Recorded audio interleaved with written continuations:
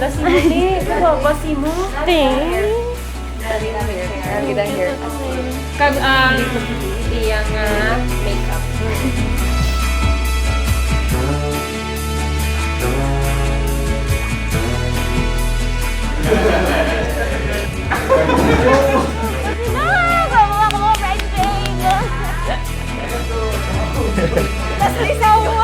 Thank you. Kita inyo HMUA, may ka-Fix and July.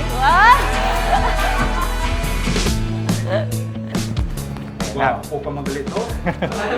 Subong mo lang na-realize. So nagdako na. Maluya, spesya kung di gwapo to. Mas gwapo ang anak kay Mayo pagporma. Sa una, puroy pa, subong ya, barong na. Gani.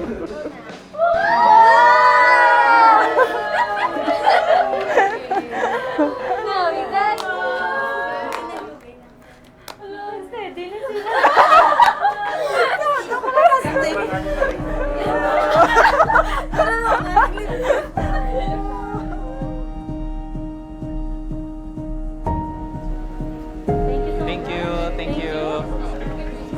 Bayaw. So, nanay, paano ka mo nag-meet ni Nong Lemar? September 17, 2017, ginhagad ko ni Genesis, pakaisa ko. Ginkantuan niya ko to sa Bacolod. Actually, Oo, tama, Maki. okay. May work siya dito. Then, naka-updanay kami sa preaching sa amon grupo. Ay, ano yung mga first impression rin? Nabi ya ilong. Takos. And ano man imo nga first impression kay Nong Lemar? At first, hipuson, kag maghilig, mag-picture-picture. Tapos, daw hindi ko siya ma-joke, daw ka hipuson, gid siya. Tawag ko siya sa una Nong Lemar. Paano mo nabalaan nga she's the one? Siyempre, ga-start gina sa sa mayo nga pag-updanay, friendship, di ba nakalawi ka mo nga nakakilalanay. Paadayon to sa bagong journey sa imo kabuhi. Congrats sa Manong Lemar. Kaga be humble always and also your responsibility as a husband. One night, nag-pray ko kay Jehovah. Isang time nga consistent na siya nga message. After 7 years na siya nga nag-meet kami, 2023, nag-pray ko kay Jehovah nga, Jehovah, kung si Lemar ang ginhatag mo para sa akin, please give me a sign. Gusto ko ni mabatian ang exact words nga muni sa iya. Tapos pagkaaga, wala man gid sa nag-message siya. Tapos ginhambal niya tong exact words nga gin-pray ko sa iya. So dasig-dasig gid magsabat si Jehovah sang gina-pray ko. Si Jehovah na ang hatag sa akong sang assurance nga okay, si Lemar go na da. Sure na din? Oh, Mas hindi na ikaw? Wow! Nabibisa na. Wow, gabi ah. Ito bridesman ko. Grabe. Abi ko karong ko pa makita. Diba, naka-portrait ko Yeah, tapos, sige. doon na-surprise ka ba? Oo, okay.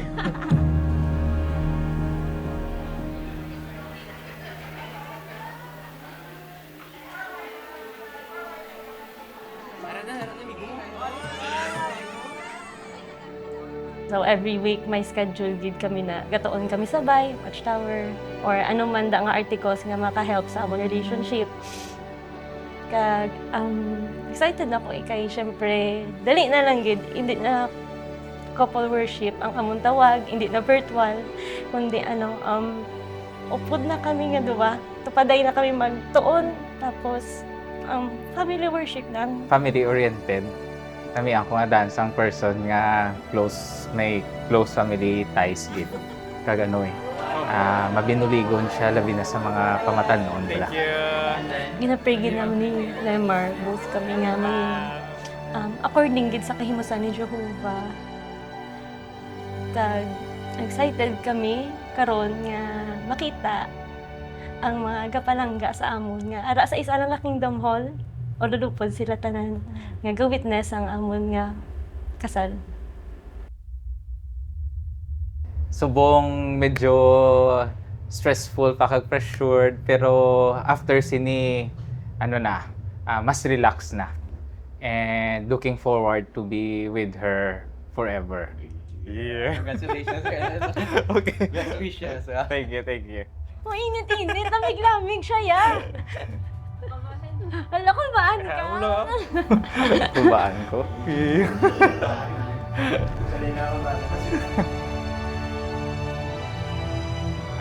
So, Kes, subong medyo stressful, pressured, kay damo arrangements. But after sini, mas relax na and looking forward to be with you forever. Tungaan ko gid nga mangin Proverbs 31 nga wife. Kay nakita sa buong sa last days. Pero I know may mga kabudlayan nga maatubang in the future. Pero sa bulig ni Jehovah, makaya na mo tanan na. Nagmasalig ka sa